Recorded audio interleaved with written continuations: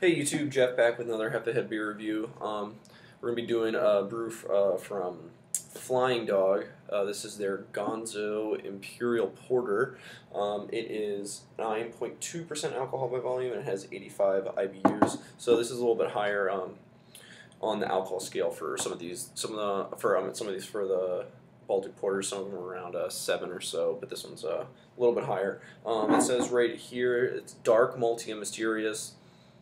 This porter is as complex as the man it celebrates. Brewed to honor the life of Hunter S. Thompson, Gonzo Imperial Porter is an assault on your taste buds with just the right amount of irreverence thrown in. So Hunter S. Thompson, as we all know, is the really douchey, kind of pretentious journalist who invented the Gonzo style of journalism, and you guys are probably most familiar with him because of that terrible movie, Fear and Loathing in Las Vegas.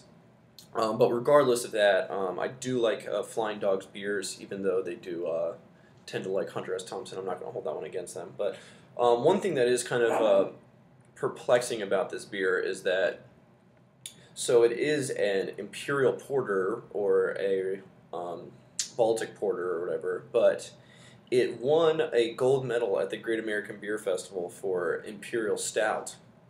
So I don't know if any of you guys can explain that to me. Oh, I just realized that this is a 2010 vintage. I never saw that one before.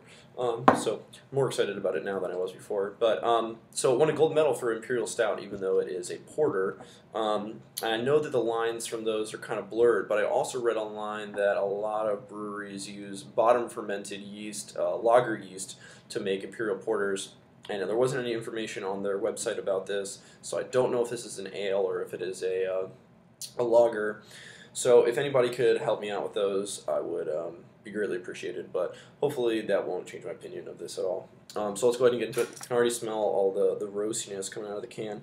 And there it says Canis Major on the cap, so that's their high gravity line of beers. The only other one I've had from their high gravity line is their the Raging Bitch, which is their Belgian IPA, which I really enjoyed. But let's go and get this one pour. Look at that. Woo! Oh! Holy crap! Look at that. So we got about 3 fingers of a mocha colored head, and just with an insane amount of carbonation around the outside. I don't know if you guys can, yeah, you guys can see that a little bit right there. But kind of looks like Coca-Cola, but head's dissipating pretty quickly. There's some insanely large bubbles in it, if you guys can see that. So it's gonna go down pretty quick, but yeah, I can already smell the roastiness just coming off of this one just from holding it up. But holding it up to the light, I'm not getting any light coming through. I'm not getting anything other than just black. But I know that some porters are maybe a little bit lighter in color, towards the dark brown instead of the black. But really excited about this one. Let's go ahead and give it a smell. Okay. Initially, I'm getting a lot of dark fruits, plums, raisins, those kind of things. Maybe a little bit of coffee. Not really getting any alcohol or anything like that. Just mainly just some sweet flavors in the smell. Like I said, the dark fruit and coffee and roasted malts, that kind of a thing. But I mean, it smells pretty good. Yeah, no alcohol coming through at all. Really excited about this one. You guys can see that the head dissipated some, but it is leaving a little bit of stickiness on the glass with some good alcohol legs. I'm excited for this one, so let's go ahead and give it a taste. Wow, that is big and robust, but it is insanely smooth. Yeah, like I said, just like the smell, you're getting a lot of those dark fruits.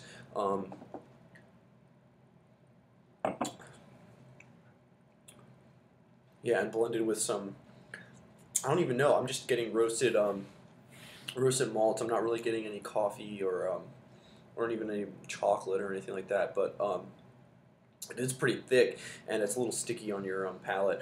It's lingering in my mouth a little bit, but it's really good and it's insanely smooth.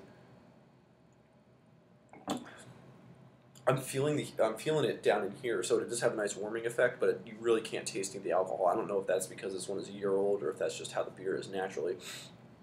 But I just picked this one up off the shelf. I haven't been aging this one. I picked it up a couple months ago, actually at I think at Total Wine. I'm not even sure, but this is a really good one. I'm really enjoying this. So just to wrap things up, guys, this extremely dark. It had about a 3 fingers worth of head, but it dissipated pretty quickly. It's leaving a little bit of lacing on the glass, as you guys can see, and has moderate alcohol legs, but nothing too intense there. The smell is mainly of dark fruits, plums, raisins, that kind of a thing, with just an insane amount of roasted malt.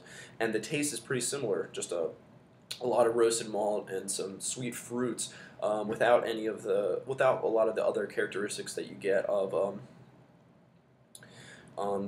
from darker beers like this. It's just coffee and chocolate and things like that. But that doesn't hold back from the beer any. Yeah, it's just insanely smooth, and you're not tasting any of the alcohol at all. I'm gonna give this one an A minus. I'm gonna give it a 91. It's a really good beer. It's insanely smooth and delicious. But just nothing like wows me about it. It is, like I said, it's insanely smooth and it's really good and delicious and everything like that. And it's sweet and it's thick and it has all those good characteristics that you look for in a dark beer like this. But just nothing sets it apart from some of the other beers.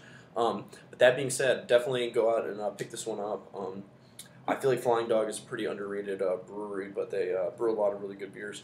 So don't let your hatred for Hunter S. Thompson hold you back from picking this one up. So Gonzo Imperial Porter from Flying Dog Brewery gets an A minus from me, and I will catch you guys later.